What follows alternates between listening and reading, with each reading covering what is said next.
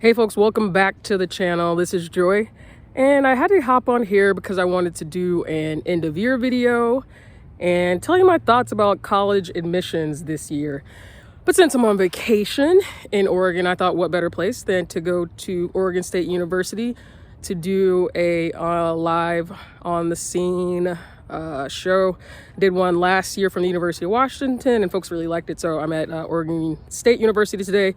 You can see the library in the background, but this is going to be more like a tour video. So at this point, I'm going to flip it. There we go. So I'm walking now. First place, what is that? Gilly Hall. Try to keep the camera up and do this at the same time. So yeah, these are my end of year thoughts. And you know, this has been quite the year with pandemic. It says social science building there with the pandemic and so everything that's happened this year. So I think it's been a very unique 2020 application cycle. So that's what I'm going to be talking about, sharing my end of year thoughts about college admissions. So I'll say first up, what I have seen is there are definitely more applicants and more applications. At the school I'm working at, there has been a 20% increase in the number of applications. And so when you're talking hundreds of thousands of applications that the school receives in the first place, an increase of 20% amounts to tens of thousands of more applications than we're used to receiving. So I think that's part and parcel to being in a pandemic and in states of economic influx or in recession. People hunker down.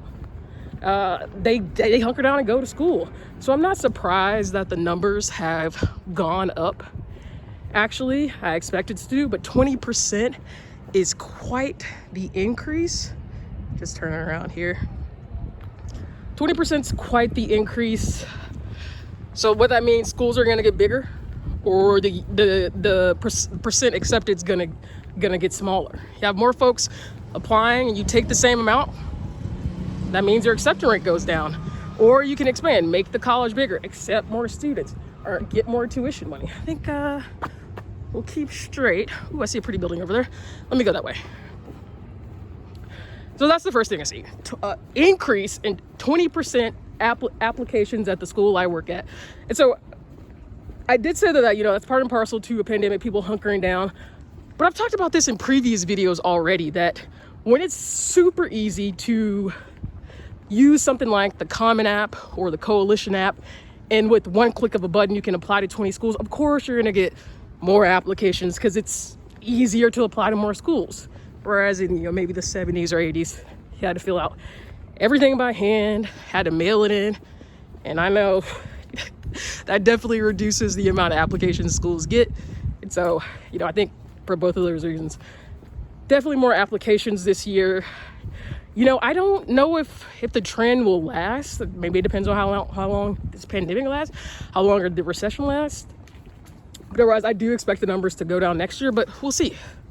2021, I'll come back with another video and see if I was correct or incorrect. Another dramatic change that I've seen in 2020 that I talked about previously as well, but I really want to do a full-length video on this, is the move to most universities and colleges going test optional or eliminating standardized tests altogether. And again, I think it's parcel to the pandemic, but at the same time, I can't completely gloss over the fact that the college admissions scandal completely rocked college admissions. So the college admissions scandal I'm talking about were all those celebrity kids, CEOs kids, top dog kids. They were, you know, the parents were cheating basically to get their kids into elite schools in the United States, your Yales, USC, UCLA, Harvard, I believe Georgia Tech was on there, UT, you know, all these schools. So as much as I think that we saw test optional come about and, you know, standardized tests and admissions requirements for testing go away because of the opportunity to test on site. I think another major part of this is, you know, the college admission scandal and seeing for at least 10 years, dozens of students make it into some of the most elite colleges in the world by cheating their way in and scamming these tests. I mean, how much weight can you put on an admissions factor like a standardized test that somebody can just cheat and bypass and get in and still seemingly be successful at the college? I mean, I didn't hear about any of these students failing their way out once they cheated themselves in. So again, how much weight can you really put on an ACT or SAT when we see students do well despite cheating on them to get in? So I am frankly glad to see SAT, ACT goes. Now I have to, maybe do some more in-depth study on grad school tests like the GRE, LSAT, MCAT to really be able to make an informed decision about how much weight they should have in admissions. I mean, who wants a doctor who fails to study, doesn't put forward academic effort to grow, learn, or do anything? I don't, nor do I want a lawyer who, hasn't shown some ability to be an independent learner. And so I'll say that. But, otherwise, I'm happy to see these standardized tests go the way of the dodo bird. And you're definitely not going to get me to say that I want them to come back in any way, shape, or form. That being said, with fewer academic factors to judge, assess, I like to say assess, maybe not, let's not say judge, evaluate and assess students on, I think character matters more than ever. Character demonstrated through your application.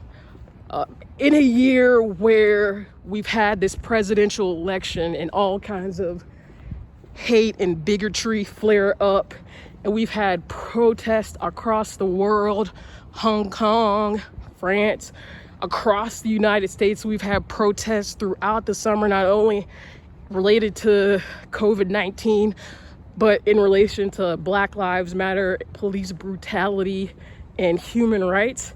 With all that happening, again, the character of an applicant matters more than ever. And of course, for an admissions officer to be able to understand and see your character, you have to put that in an application.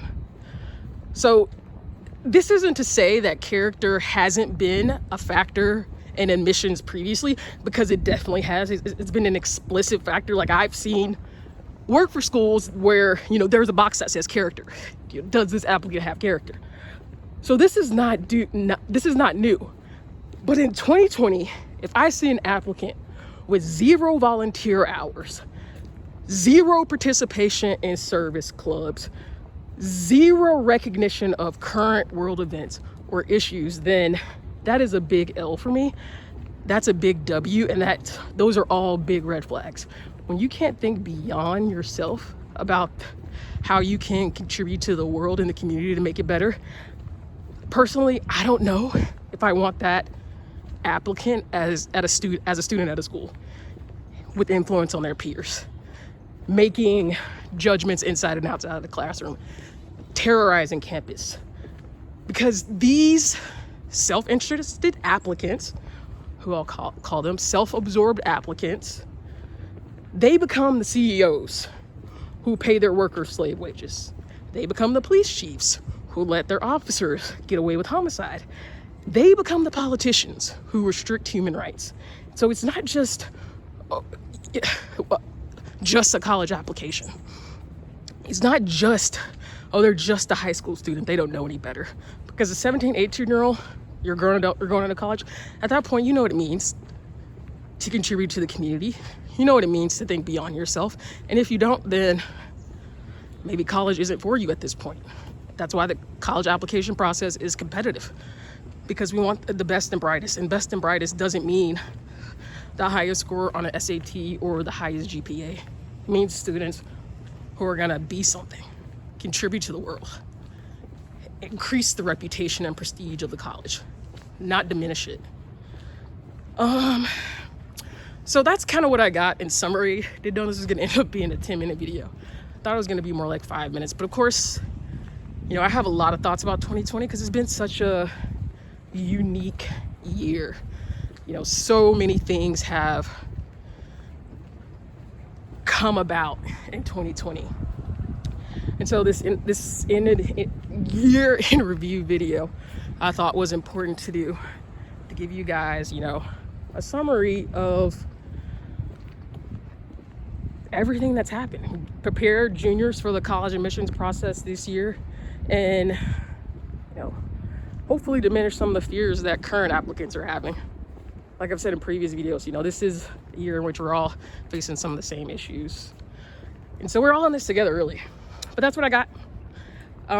Again, in summary, I've seen more apps than ever this year, 20% increases. You know, tests are gone, and I definitely think that is a good thing. And lastly, in 2020, I think character matters more than ever, and it should. But that's what I got. Look at that Beaver bus stop there. I love that. It's so funny. Go ahead and leave a comment at the bottom. Let me know what you think. I'm really interested in hearing what high schoolers, freshman applicants think about schools going test optional or getting rid of standardized tests altogether. Look, I did a loop, but didn't even know it. Getting rid of standardized tests, because, you know, I have my own thoughts about it as being removed from high school for, dang, when did I graduate?